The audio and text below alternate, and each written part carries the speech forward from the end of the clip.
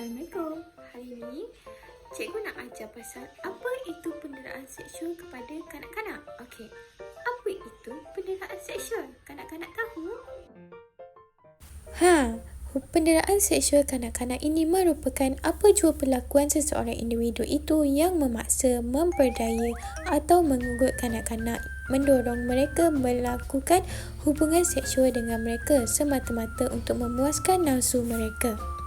Jenis-jenis penderaan seksual kanak-kanak terbahagi kepada dua. Jenis-jenis penderaan seksual terbagi kepada dua. Yang pertama adalah secara fizikal dan yang kedua adalah bukan fizikal. Penderaan seksual secara fizikal ini yang pertama adalah menyentuh alat sulit kanak-kanak. Menyentuh alat sulit ini sama seperti seseorang itu mencabul awak-awak semua. Contohnya, ada orang yang pegang payudara awak, faraj awak ataupun dubur awak. Ataupun seseorang itu menyuruh anak-anak semua menyentuh badan-badan pada bahagian mereka. Yang kedua adalah pelaku mengajak melakukan hubungan seks. Melakukan hubungan seks ini, pelaku itu akan mengajak anak-anak semua melakukan hubungan seksual dengan mereka melalui faraj atau dubur anak-anak. Yang ketiga adalah menggunakan kanak-kanak sebagai alat untuk dijadikan pelacuran dan pornografi. Ini berlaku apabila pendera itu mengajak kanak-kanak melakukan hubungan seksual dan pendera itu akan menjual kanak-kanak kepada orang lain bagi tujuan menjadi pelacuran. Keempat adalah melakukan seksual secara oral. Penderaan seksual bukan fizikal kepada kanak-kanak ialah menunjukkan video pornografi kepada kanak-kanak. Kedua ialah mendedahkan fizikal mereka kepada kanak-kanak untuk kanak-kanak tonton badan mereka dan melayani mereka. Yang ketiga adalah berkomunikasi secara seksual dengan anak-anak dan menggalakkan anak-anak berkomunikasi secara seksual. Pendera boleh berkomunikasi dengan kanak-kanak secara seksual melalui secara langsung ataupun secara dalam talian. Yang keempat adalah menggalakkan kanak-kanak itu untuk melakukan perlakuan seksual. Yang kelima adalah mengambil gambar kanak-kanak dengan gaya seksual. Memandangkan kanak-kanak sudah faham apa itu penderaan seksual dan apa itu jenis-jenis penderaan seksual. Jadi, mari kita pergi tengok tanda-tanda seseorang itu atau kanak-kanak itu mengalami penderaan seksual. Kanak-kanak yang menjadi mangsa kepada penderaan seksual ini akan mempunyai tanda seperti mengalami gangguan pemakanan.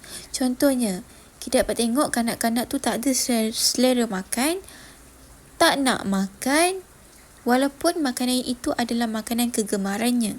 Selain itu juga, kanak-kanak yang menjadi mangsa ini akan menjadi seorang yang berahsia. Dia tak nak bagi tahu apa-apa dekat ibu bapa ataupun orang terdekat mereka kerana mereka takut mereka merupakan orang yang pelik kerana mereka menjadi mangsa kepada penderaan seksual.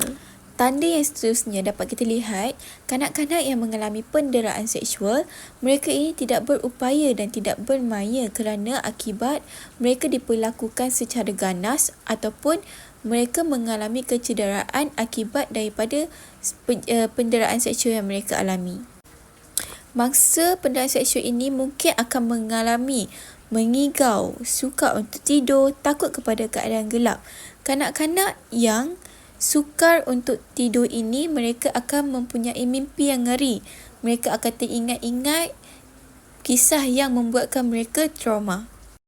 Cara kita dapat mengenal pasti kanak-kanak itu mengalami penderaan seksual, kita dapat tengok daripada segi perangainya. Kalau dia berperangai seksual, itu mungkin dia mengalami kesan daripada penderaan seksual kerana pada usia awal kanak-kanak, mereka tidak didedahkan dengan sejenis perangai seksual ini. melainkan mereka diajar ataupun dipengaruhi oleh mereka yang berperangai seksual juga. Kalau kita tengok kawan-kawan kita itu, tiba-tiba dia berubah tingkah laku. Contohnya dia menjadi seorang yang pendiam daripada dia seorang yang aktif, tapi dia tiba-tiba diam, dia menangis seorang-seorang. Dia menjadi seorang yang pemarah. Itu adalah mungkin petanda dia menjadi kepada mangsa penderaan seksual. Orang yang menjadi mangsa penderaan seksual ini, mereka akan takut kepada orang dan tempat tertentu kerana mereka mungkin trauma dengan orang yang tidak mereka kenali dan tempat-tempat yang sunyi, gelap dan sebagainya. Petanda yang terakhir bahawa mereka adalah menjadi mangsa kepada penderaan seksual adalah mereka yang berusaha untuk mencederakan diri sendiri. Sebagai contohnya, ada kanak-kanak yang menjadi mangsa kepada penderaan seksual ini, mereka tidak dapat menerima bahawa mereka ini telah dirogol, diliwat dan sebagainya. Mereka berusaha untuk mencederakan diri sendiri kerana mereka tidak dapat menerima diri mereka seperti itu. Diri mereka tidak suci. Mereka beranggapan bahawa mereka tidak akan diterima oleh masyarakat. Semua, kita dah tahu apa itu penderaan seksual, apa itu jenis-jenis penderaan seksual dan tanda-tanda seseorang itu menjadi mangsa kepada penderaan seksual. Jadi, apa yang kita perlu lakukan apabila kita sendiri yang berhadapan dengan situasi tersebut? Contohnya, apabila orang memegang alat sulit ataupun badan kita, apa yang perlu kita lakukan, anak-anak?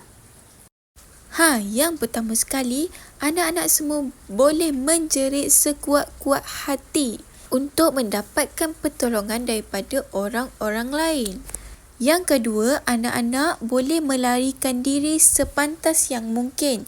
Berlari laju ke tempat yang mempunyai ramai orang. Sekiranya anak-anak telah berhadapan dengan penderaan seksual ini, anak-anak perlu memberitahu orang yang boleh dipercayai. Jangan mendiamkan diri dan menanggung masalah ini seorang diri. Orang yang boleh dipercayai ini ialah ibu bapa. Anak-anak perlu menceritakan setiap perkara yang terjadi kepada ibu bapa supaya ibu bapa dapat melakukan laporan kepada pihak yang berkenaan seperti pegawai polis. Anak-anak juga boleh memberitahu kepada guru tentang masalah yang dihadapi.